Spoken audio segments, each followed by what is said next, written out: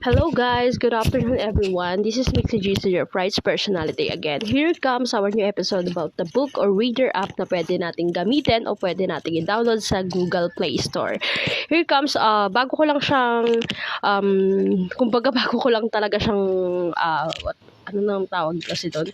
Yung bago ko lang siyang talaga na-download. At the same time, bago ko lang nagustuhan yung features ng ebook na to or reader app na to. Ito yung playbooks ni Google. Si Google mismo ang gumawa nito, guys. Yeah, si Google mismo ang gumawa nito. Siya ang naka-invento nito. Siya talaga may feature dito. Look at this one. Sa home na to guys, look at this one. Ito yung mga pwede nating i-download. Talaga pwede natin siyang i-download at the same time. Look at this one.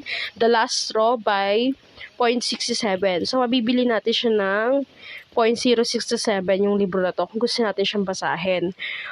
Makikita din natin dito iba't ibang price dito sa Idea of You by Robin Lee. 698 to 475 natin siya mabibili. Tapos, dito sa may library, ito yung mga na-download natin guys. Look at this one. The download, itong naka-check na to, ibig sabihin pwede nating i-download or na-download natin ng libre na mababasa. Actually, ngayon ko nga lang din nalaman talaga na mayroong palang libreng libro na mababasa dito kay Playbooks by Google. Playbooks and audiobooks. Kay mismong Google to. Si Google mismo ang gumawa nito. Noon, nakala ko kasi noon talaga may bayad. So, uninstall ko, tapos install ko ulit, ganyan. Kasi I think something is missing, something is wrong, or meron something pa akong features niya na makikita na hindi ko talaga alam actually. So, look at this one guys. Yan. Tapos dito sa wishlist naman, dito lumalabas yung mga recent added. Tapos sa format, yung price drop dyan. Tapos sa may shop, dito natin makikita yung iba't ibang libro na may bayad. Yung mga books or mga series na gusto nating basahin na may bayad siya guys. Dito siya makikita sa shop. Tapos dito pag bumalik tayo sa home, nakikita natin yung search playbooks. Tapos mayroong account dun sa taas. This is my account guys sa Google Play. Google Gmail ko mismo yan guys.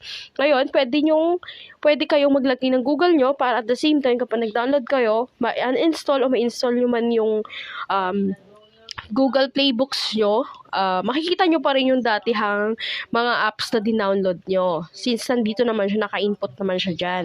At the same time, yeah, look at this one guys.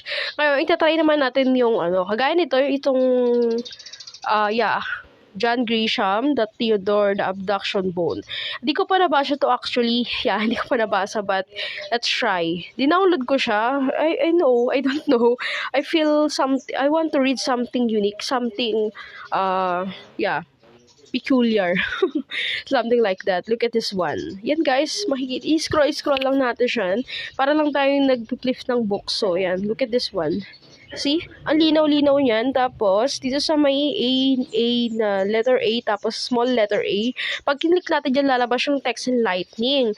Ngayon, pwede natin palitan yung sa text, pwede natin yung original niya, yung sans, tapos literata, ganyan, Merriweather, ganun. Pwede natin palitan yung font niya. Tapos, pwede natin palakihin, pwede rin natin small kung gusto natin yung This depends on us on what we want or ano yung komportable natin gawin. Tapos sa justification naman, pwedeng naka-left na sa gilid lahat, pwede naman nasa justified na sa gitna. So it's up to you guys. Tapos dito ulit, sa lightning pwede mo palitan ng white, naka-white siya. Look at this one. Diba? Ang ganda-ganda tingnan. Yan. Tapos, pwede rin naman siyang brownish siya, naka-brownish. Oh, look at this one. Kung pang kadaanan yung style, pero ang ganda sa mata lang. Tapos, kung gusto mo naman yung naka-darker mode, yan. Look at this one, diba? Ang ganda. Para ka lang nagpi-flip ng pages. So, yan guys. Makikita natin to sa Google Play Store. Nasa Google Play Store naman siya. So, yan. Try natin sa Play Store. Look at this one. Tapos, ayan, di ba? Google Playbooks and Audiobook by Google LLC. Yan yung libro, guys. Nagustuhan ko yung feature noon kasi, sabi ko, ano ba yan? May bayad naman pala.